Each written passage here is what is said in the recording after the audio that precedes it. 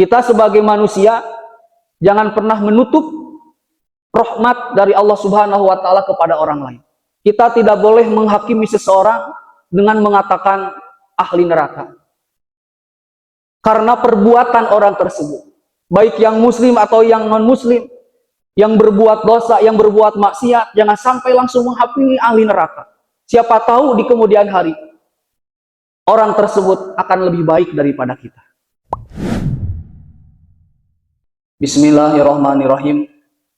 Wa an Abi Hurairah radhiyallahu an anna Rasulullah sallallahu alaihi wasallam qala yadhaqullahu subhanahu wa ta'ala ila rajulaini yaqtulu ahaduhuma al-akhar yadkhulani al-jannah yuqatilu hadza fi sabilillah wa yuqtalu thumma yatubullah ala qatil fayuslimu fayustashhadu. Dari Abi Hurairah radhiyallahu an, sesungguhnya Rasulullah sallallahu alaihi wasallam bersabda, Allah Subhanahu wa taala tertawa dalam artian merahmati, ridho, senang kepada dua orang, di mana yang satu dibunuh oleh yang satu lainnya, dan yang satu ini yang dibunuh masuk surga, dan yang membunuh diberikan hidayah oleh Allah Subhanahu wa taala sehingga dia beriman kepada Allah, kemudian mati syahid, dan kemudian masuk surganya Allah Subhanahu wa taala. Hadis yang barusan dibacakan ini adalah kejadian yang sangat luar biasa, di mana Allah Subhanahu wa taala, yadhaqullah subhanahu wa ta'ala, Allah akan tertawa. Kata Imam Nawawi, maksud Allah tertawa di sini adalah Allah merahmati. Allah sangat ridho kepada dua manusia, yang mana dua manusia ini saling bunuh, atau yang satu dibunuh oleh yang satu lainnya.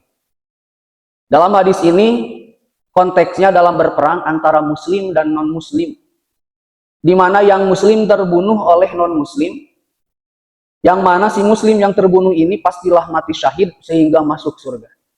Tetapi yang non-muslim ini diberikan hidayah oleh Allah Subhanahu wa taala sehingga non-muslim ini masuk Islam, beriman kepada Allah, kemudian mati dengan keadaan syahid, yang seterusnya masuk surga bertemu dengan yang muslim yang dibunuhnya. Di mana hadis tersebut maknanya adalah Allah Subhanahu wa taala Maha memberi rahmat kepada hambanya, yang mana mungkin dahulunya sangat membenci kepada yang muslim, tapi oleh Allah diberikan hidayah sehingga dia masuk Islam, dan kemudian mati syahid, dan kemudian dimasukkan oleh Allah ke dalam surga. Banyak kejadian sejarah yang relevan dengan hadis tersebut. Sebagai contoh adalah sahabat Rasulullah Umar bin Khattab, di mana Umar bin Khattab dalam kitab Khulasah Nurul Yakin itu sangat membenci kepada muslimin, bahkan sangat ingin membunuh Rasulullah SAW. Tapi kemudian Allah memberikan hidayah kepada Umar bin Khattab sehingga beliau menjadi orang yang sangat dimuliakan oleh Allah Subhanahu wa taala.